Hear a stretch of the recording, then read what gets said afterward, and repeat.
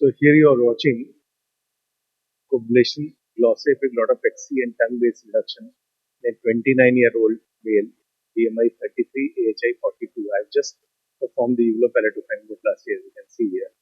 And I'm now going to do glossoepiglottopexy and tongue-based reduction. There's very little bit of lymphoid tissue, not really too much, but you can see the epiglottis, this mucosa is redundant. The tongue size is not really very large. I'm going to coagulate, not ablate. Can you see this vessel? If you go and open up this vessel, you are doomed, right? See this vessel. This is the commonest mistake people do. Now, this is such a large vessel here. If this vessel is opened accidentally and in this area, it's going to be a disaster, right? And you can see some small vessels here as well. What I'm going to do, I'm going to carefully coagulate. I'm only coagulating, not ablating at all, to create raw area so that the epiglottis can stick onto the tongue base, and I'll restrict myself strictly to the midline. That's the midline. This is the median glossoepiglottic ligament. And see, this is so close. This vessel is so close. I have to be very, very careful not to injure this vessel.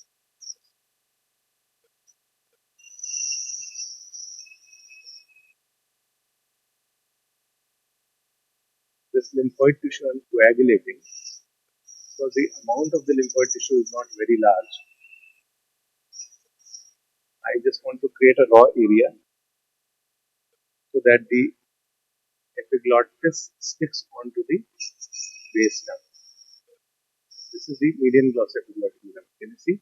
And this is the vessel. So I have to remain away from the vessel. I'm repeating it again and again. I've coagulated this mucosa on the lingual surface of the epiglottis. Can you see?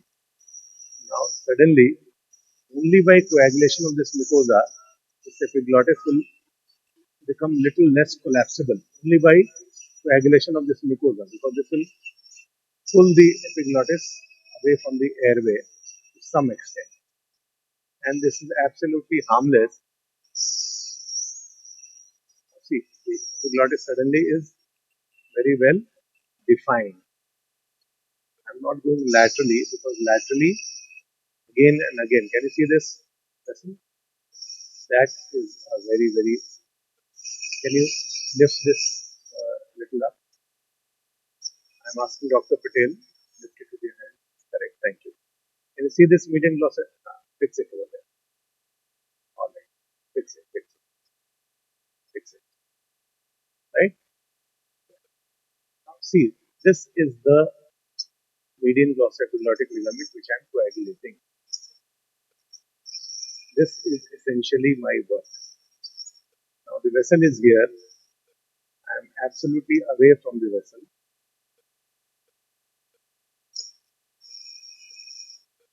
But you do not know where this vessel is going inside. Now. Be very careful, remain on this surface. Only a little bit of coagulation of the lymphoid tissue and only the coagulation of the median glossoepiglottic ligament. Minimum surgery, maximum result. Only the vessel is away. I am only coagulating the median glossoepiglottic ligament. Alright? Only coagulation. Repeating again and again.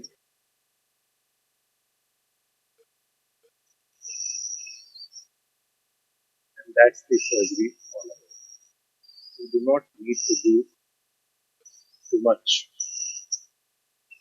In this area, always be very, very careful about not giving a complication.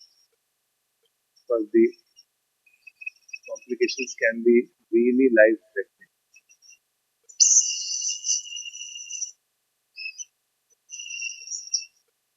Now, can you move to the left?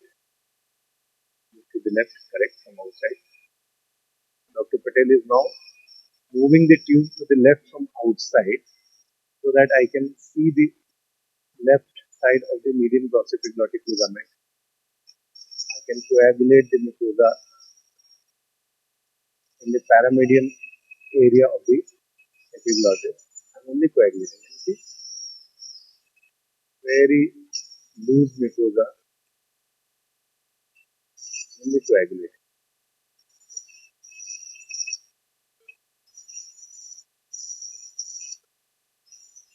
Very carefully,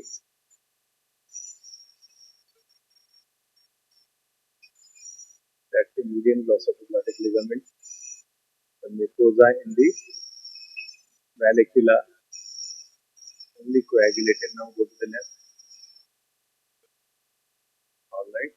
This side, I can see the vessel here. I will be very, very careful and not go close to the vessel at all. I've already coagulated the ligament,